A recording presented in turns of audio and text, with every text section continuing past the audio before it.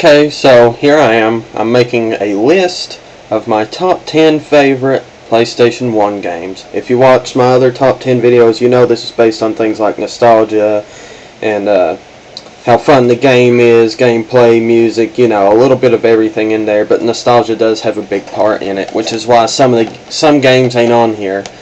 But because, you know, didn't play them as a kid. But, you know, if you have any opinions, put it in the comments. Tell me what you like. Yeah, so let's get started. We're going to start off with this list with Rayman. Now bear in mind that this isn't in a particular order from like 10 to 1, just top 10 altogether. To do it from like 10 to 1 and stuff like that would be extremely difficult, and I don't have that kind of patience to figure it out. So, Rayman, very good game. The reason I like it better than Rayman 2 because it's a 2D side-scroller, and Rayman 2, I think, if I remember right, went into the 3D area, and I didn't like that as much. I didn't think it was as good. It wasn't as good looking. It might have been a little bit funner, but I didn't play it as a kid either. So Rayman 1, he plays Rayman. He doesn't have arms or legs, just hands and feet. He punches, he hovers, he does all kinds of cool stuff. He had some good games. He had some bad games. The Rabbids took over. Now he's going to have a good game again, and I can't wait. So, Rayman, it's awesome. Moving on. Up next is Spider-Man, one of my favorite PlayStation 1 games ever. It was also on the Nintendo 64, mind you. But man, oh man. This was, before Spider-Man 2, this was my favorite Spider-Man game. Just couldn't be beat. It had funny cutscenes, good gameplay for the time. It's still good, but after you play Spidey 2, it's like, whoa. The graphics for the time were pretty good, you know, pretty decent. The voice acting was decent. It had a cool plot with a very surprise ending boss, which I love the ending boss. I wish they'd bring him back, but I'm sure he's copyrighted to whoever made the game. Because he wasn't in Spider-Man. They created him just for that. Let me think. Like I said, good funny cutscenes. It had a bunch of crossover characters, like the Human Torch was in there, Captain America, Punisher, Daredevil. All of them were in there, and all of them had something to do. Black Cat, J. Jonah Jameson, but he's not a crossover. Neither is Black Cat. But I'm just naming characters. Even Spider-Man was in there. All kinds of good bosses and boss battles. A little bit of everything. Costumes you could unlock that gave you different powers, and biographies of characters read by Stan the Man Lee. How can you beat that? But Spider-Man 1, awesome. Yeah, that's all. Next on the list, Twisted Metal 2. Very awesome game. I played it a lot as a kid with a lot of people. I loved it. Took what Twisted Metal 1 did and turned it up a notch, made it better, you know, as sequels tend to do. Most of them, anyway. Introduced new characters like Axel, emphasized old characters like Sweet Tooth, you know, and it's just general Twisted Metal. You go around as a car shooting other cars, usually listening to Rob Zombie. So, very fun, and can't wait for the new Twisted Metal. It made me one of the things that made me glad to get a PS3, so yep, that's it for Twisted Metal. Next. Up next is one of the main PlayStation games back in the day, Spyro the Dragon, but not 1, not 2. I chose Spyro 3. It tended to be my favorite growing up because it had a cool little story, you know, the graphics were good, the gameplay was awesome, and the thing I liked about it was you could play as different characters in this one. By the way, Spyro 3 ripped those rage, so, but you could play as a kangaroo, a yeti. I'm pretty sure you could play as Hunter, that cheetah. I can't remember exactly though. And you could play as Sergeant Bird, who's a flying penguin that shoots rockets. I mean, how do you beat that? But it's very good, very diverse gameplay because of all the new characters. I forgot what the plot was other than you have to beat up Ripto, but it's a very good game. I liked it. Had these nice flying missions. Sparks was there. He's awesome. Spyro's voiced by SpongeBob, and we're moving on now. That's all I got to say. It's awesome. Naturally, if we're going to have a top 10 PlayStation list, there's got to be Crash Bandicoot and Spyro, who was just mentioned. So, on this list also, not have the first or second crash. But I chose the third one because I like the time warp kind of deal. You know, it opened up a lot of options for levels. Like I remember riding on a panda over the Great Wall of China or something. That's probably not completely correct, but something like that happened and it was awesome. That was another good thing. It had a little diversity. I think you rode a motorbike. There were some 2D levels too. Just good old crash goodness, you know, and some levels where you rode on the polar bear and whatnot. Very fun, collecting crystals, taking down Neo, awesome bosses like Dingo Doll. Just love the Crash series. I could do the Spyro. I don't think I have to explain it much more. I'm sure, you know, you've played Crash games. But, moving on. Up next on the list, Tomba 2. Don't know Tomba? That's pretty likely. Tomba's a very, I don't want to say underground game, but it's not big like Spyro and Crash was. But, you know, I loved it. The reason I have Tomba 2 instead of 1, most people like 1 better, is because I played Tomba 2 first, you know. I've only recently played Tomba 1, like a year and a half ago. I bought it at a game store around here, so that's why Tomba 2's on here. But I love the game. It's very different. It's a very original game because it utilizes going into the background and the foreground for its gameplay. Tomba 1 did also. The graphics are quite bad, really. I'm sure for the time they were good, but yeah. You get all kinds of different items. It's almost like an action RPG is kind of what it's like, because you get a bunch of items, but you don't level up or nothing.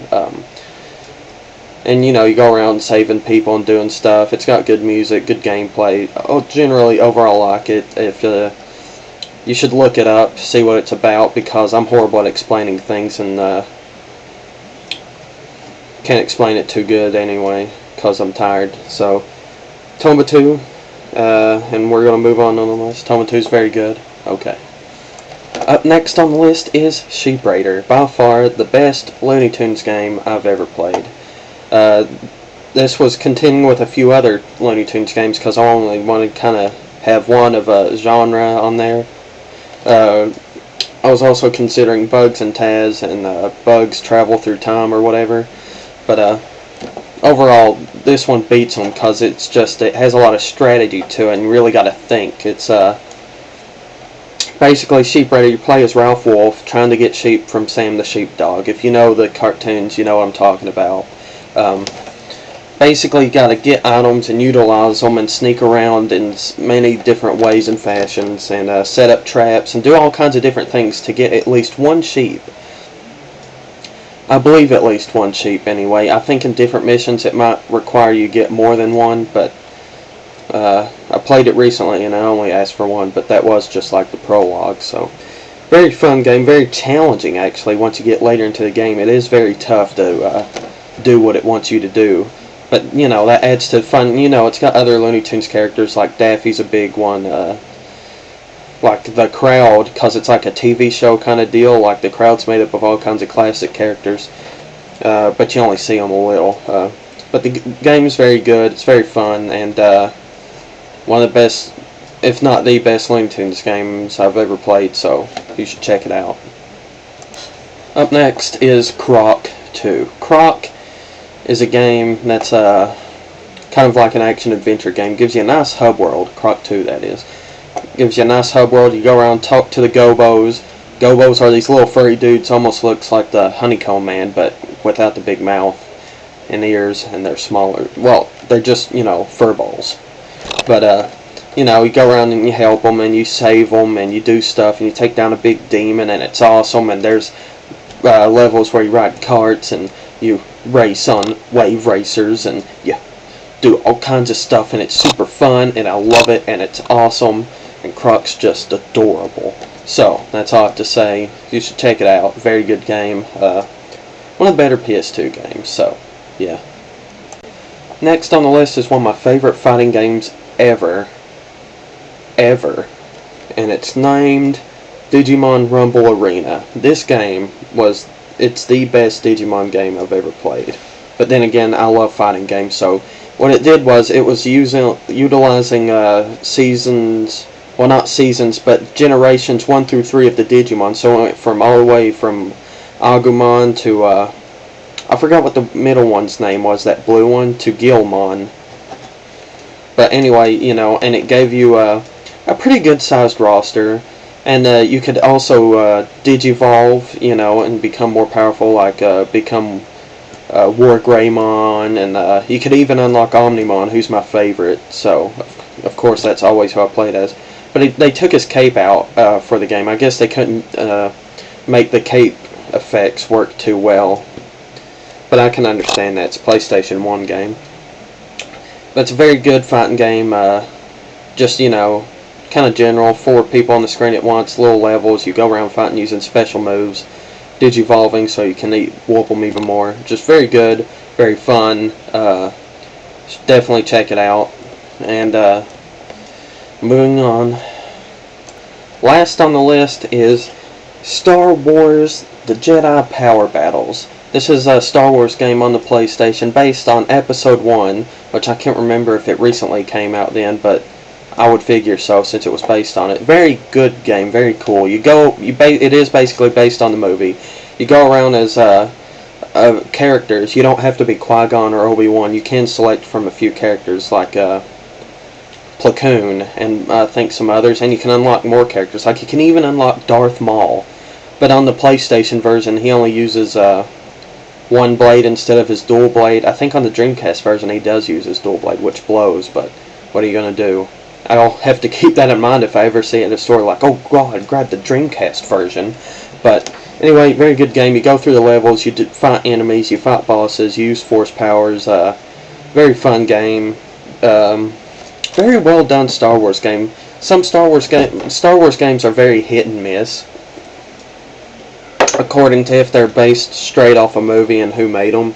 But this one was very good, and it had secret challenge kind of levels you could unlock. I can't remember all of them, but I think one had a speeder. But there were speeder levels, I believe. But there was this one cool mission you can unlock, where, by the way, the whole thing's co-op. I did play through the whole game with a friend, but there was this one mission you can unlock in this game that just absolutely made it outdo itself, where you could play as the droidicas. You know, the droids that roll around and then have the shields and blast you. Those things blew my mind when I was little, so I was like, we get to play as these? Basically, they were so overpowered in the game, you had a certain time limit to beat the level by. It's like, you can do it because you're a droideka, and it's like, yes, I can, and I'm going to have fun. But, I digress. That is the end of the